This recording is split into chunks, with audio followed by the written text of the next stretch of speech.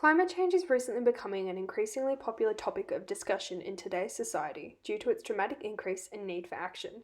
The world's resources are rapidly dwindling due to impacts on our climate and environment.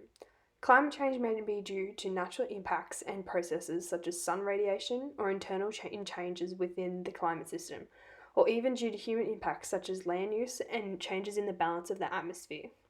This change is beginning to have large impacts on the environment and the living species within it. The Earth's climate system is the state of the atmosphere, including its temperature, humidity, rainfall, and wind over a period of time. It can be influenced by land surfaces, oceans, and ice sheets. All of this combined is what makes up the climate system, and climate, in a broader sense, is the statistical description of its state. Climate change is a change in the statistical characteristics over a period of time, averaging 30 years, including the extremes, averages, and variability. Scientists and environmental activists are trying to find cause and solution to the world's increasingly problematic climate change, and there is a great debate on who's to blame. Scientists have great confidence that global temperatures will continue to rise for decades to come as a result of the increase in greenhouse gases produced by human activity, such as expanding population size, agricultural development and production, industrialization, deforestation, and the burning of fossil fuels such as gas, coal, and oil. These greenhouse gases being released into the air in high quantities create an imbalance in the atmosphere's natural gases, trapping heat and warming of the Earth's land and sea. Today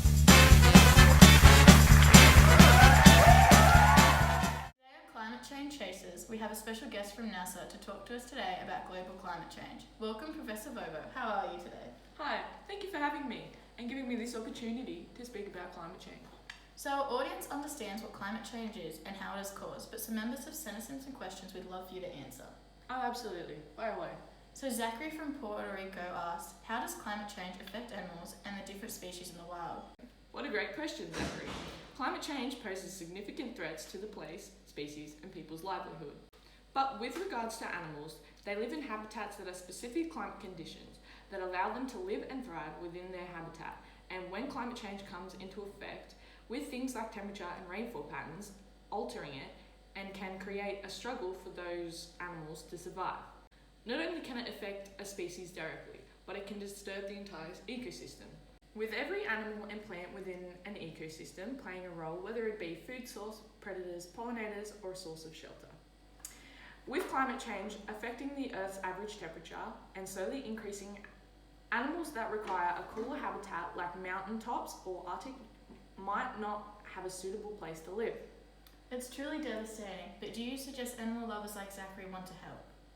There's plenty of small steps most people can take that actually can make a huge impact on climate health. Simply things like energy saving light bulbs, going meatless occasionally, only using recyclable plastics, donating to non-profit organisations to help fight the fight that is climate change. Amazing advice, Professor. Now we have a question from Sylvia, from Stockton, New South Wales, Australia. Sylvia asks, hey guys, love your show. I live in Stockton, New South Wales, and our beautiful beach here is being washed away due to coastal erosion.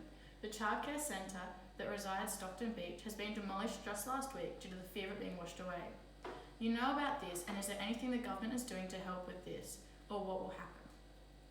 Oh, Sylvia, I'm so sorry to hear, but I'm glad you are concerned. I've read a few articles about this, and I too have witnessed severe coastal erosions in the case of Stockton Beach. This coastal erosion has been caused by the Port of Newcastle now being a busy traffic zone for ships, causing a disruption in the wave patterns and meaning sand is not being returned to the beach. I also have here, according to the Newcastle City Council and the New South Wales Minister, sand replenishment is needed to ensure the severe sand erosion is stopped before it gets any worse. From my research, I see a GoFundMe page that has been set up to attempt to class action and help support the community with a whopping $16,000 already being raised. Thank you, Sylvia, for trying to fight the fight that is climate change, and unfortunately that's all the time we have today. The biggest thank you to Professor Everly Bobo for joining us today, and until next time, Chasers. In conclusion, our Earth is the only one we have. Climate change is the beginning of an end, and if we do not put into action methods to reduce our carbon footprint, it could become irreversible. Climate change affects not only the environment but all living species within it. It's time to start thinking what we can do as individuals to help our planet, whether it be more recycling, energy saving products, walk or ride a bike over transport.